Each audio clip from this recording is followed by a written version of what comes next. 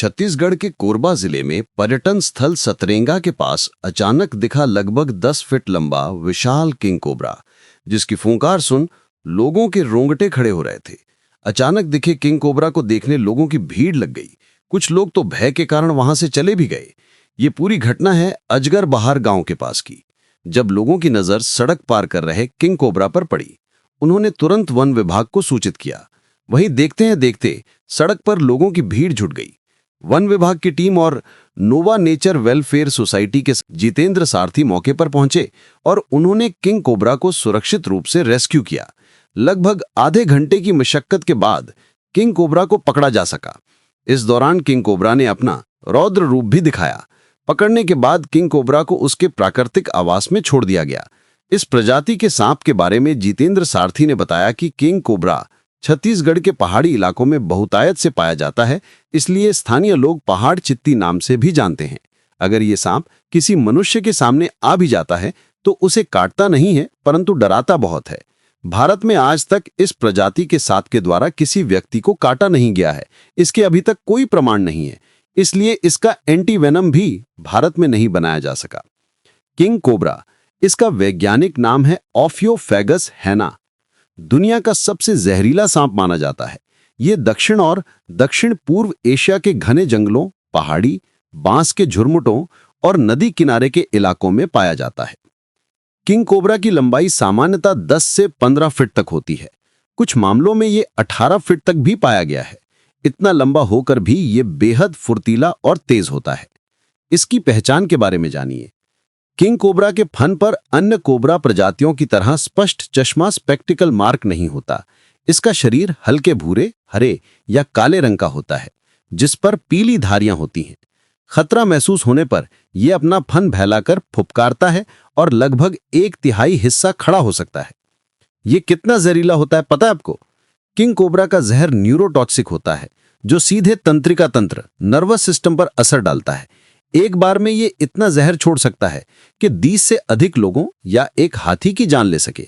हालांकि ये सांप आमतौर पर इंसानों पर बिना कारण हमला नहीं करता। इसका नाम ही है ऑफियोफेगस, जिसका अर्थ है सांप खाने वाला। ये मुख्य रूप से दूसरे सांपों को खाता है, यहां तक कि जहरीले सांप जैसे करैत और कोबरा भी खा जाता है। कभी कभी ये छिपकली, चूहे और पक्षियों का भी शिकार करता है। किंग कोबरा एकमात्र सांप है जो घोंसला बनाता है।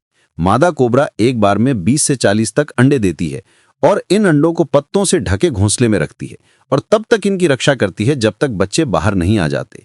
इन सांपों की खास विशेषताएं: ये आमतौर पर शांत स्वभाव का होता है और बिना उकसाए इंसानों पर हमला नहीं करता। खतरे के समय इसका फुफकारना बहुत तेज और डरावना होता है, जिसे दूर से भी सुना जा सकता है।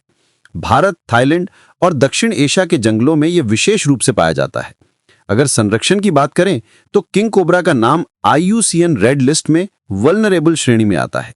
किंग कोबरा वन्य प्राणी संरक्षण अधिनियम 1972 के तहत वर्ग 1 में संरक्षित है। जंगलों की कटाई और शिकार के कारण इसकी संख्या घट रही है।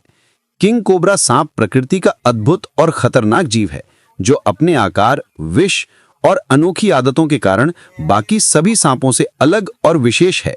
कोरबा जिले में वन विभाग और नोवा नेचर वेलफेयर सोसाइटी लगातार जन जागरूकता और रेस्क्यू अभियानों के माध्यम से इंसान और सांप के सह अस्तित्व को बढ़ावा दे रहे हैं।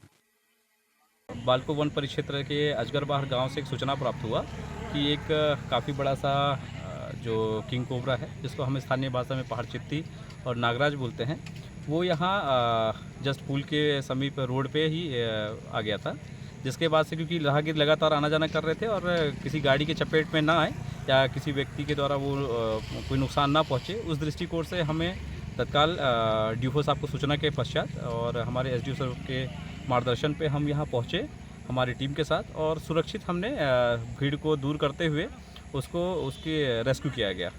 निश्चित तौर पे ये, क्योंकि ये आसपास का पूरा जंगल है और इनका ये नेचुरल हैबिटेट एरिया है, इसको सुरक्षित रखना, इनको रेस्क्यू करना, इनको बचाना बेहद ज़रूरी है। और हमारी संस्था पिछले 5 वर्षों से इन पे संरक्षण पे लगातार काम कर रही है और ये हमारे इकोसिस्टम का, हमारे खाद्य श्रृंखला का बेहद अहम हिस्सा है।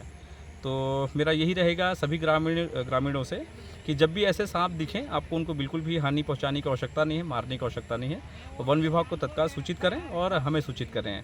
हमारा काम रहेगा उसको सुरक्षित रेस्क्यू करके पुनः उसके प्राकृतिक आवास जंगल पे छोड़ना।